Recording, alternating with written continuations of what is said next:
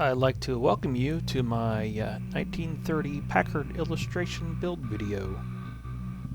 I'll be detailing some behind the scenes look on how I put things together.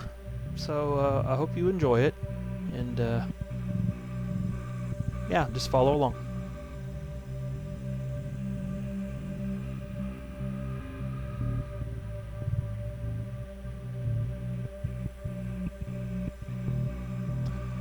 This is me. I'm just flapping my mouth, so it looks like I'm talking, but yeah, that's me. Every illustration I create begins with a rough sketch. I source many references, including client-supplied and from the internet. This one I did not start with a sketch. I started with the line art. More on that later.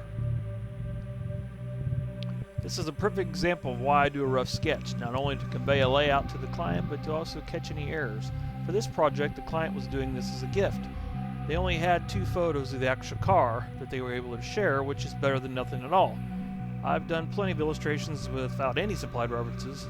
Sometimes when working on a project, that's a great memory for the client, and that's the only thing they have left, the memories. So I'll ask as many questions as I can think of in regards to the detail of the vehicle. In this case, I looked at the reference photos and thought the wheels were black. In reality, they were the same maroon color as the car's body. This was a simple correction that was made before the final illustration was started. The exact reason why I do a sketch and keep in communication with the client to make sure we are on the same page. The last thing I want to do is misrepresent your vehicle and memories.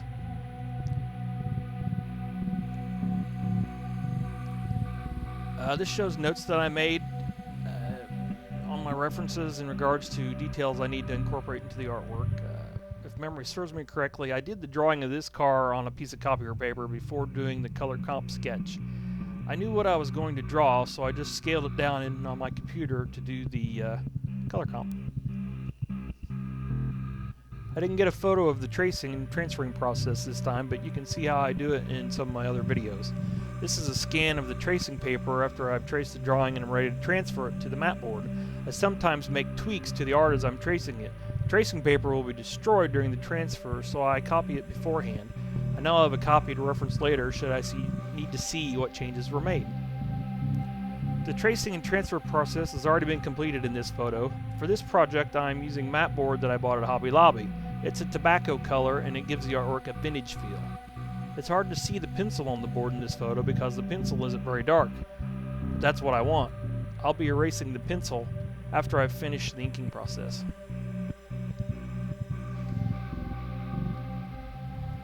I've started the inking process in this photo. I don't usually stay in one area when I'm inking. I like to jump around to different areas of the artwork.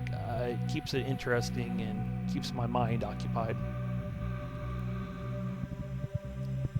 A little farther along in the ink process, I still have the grille to finish. I also didn't draw on the interior until this point, and I can't recall why I waited to do that until now. One unique feature on this car is a small access door on the passenger side. It is for your golf clubs.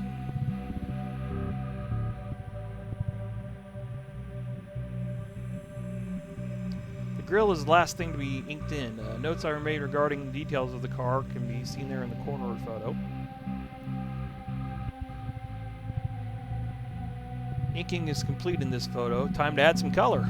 The Repeatograph technical pen with a .30 tip is what I use exclusively. This is also the point where I erase all of the pencil and get it ready for color. The grill detail proved a bit challenging, but I devised a simple pattern that gave the effect I was after. I've created a large computerized version here that you can see on the screen. If you can look closely in the photo, you can still see the pencil underneath the ink. I have yet to erase it. Have any comments, questions? Hit me up.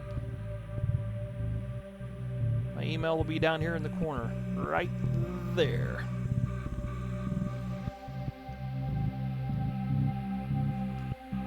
It's finally time to start adding some color.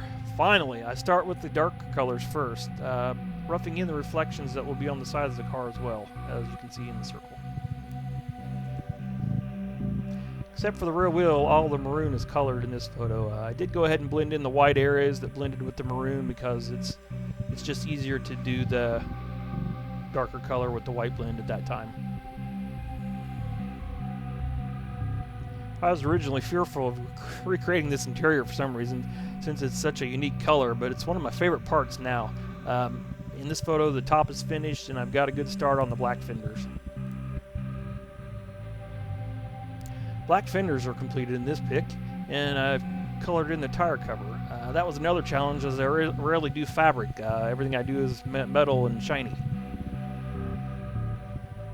Finished up the white wall tires. All of the headlights are done, along with most of the chrome. Looks like the bumper and the window trim is left.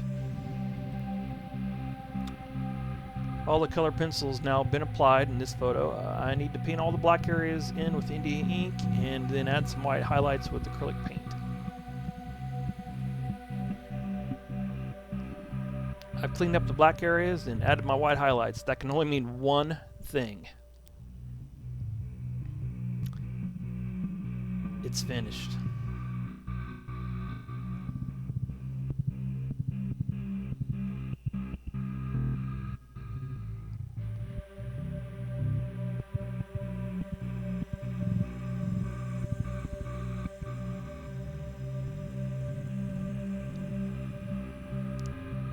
Finished size is 11 inches by 14 inches. I completed this in October of 2018, and I'd like to thank my client, Mr. Dell, for the opportunity.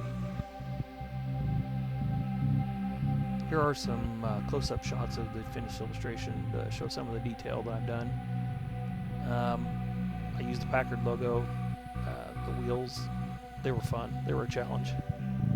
The grill, I loved doing the grill. It was awesome. 3 different photos of the same piece of art, but the mat board looks as if it's in 3 different colors. The 2 on the left were taken inside, while the one below was taken outside. The one below best represents the actual colors of the project, so natural outdoor lighting is best for photography. This is a list of my materials and tools. I use a lot of different things, and it's been years of experience to lead me to these tools that I use over and over again.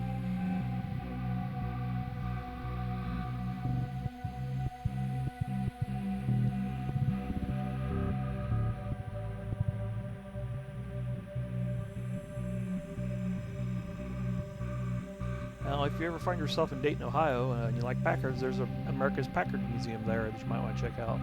My wife and I actually made a stop there while traveling to the Trans Am Nationals in August of 2018. And at the time, I had no idea that I'd be illustrating a Packard just 2 months later, which, that's pretty cool. I had references. For more information regarding this illustration and many others, please visit my website at www.car-art.us. I'm currently accepting commission work. Should you desire a hand-drawn illustration of your vehicle, please don't hesitate to contact me. My email is... These aren't Packards, but they are Trans Am shirts, and I do have them on my website for sale. If you're interested, just go to my website and follow the links there.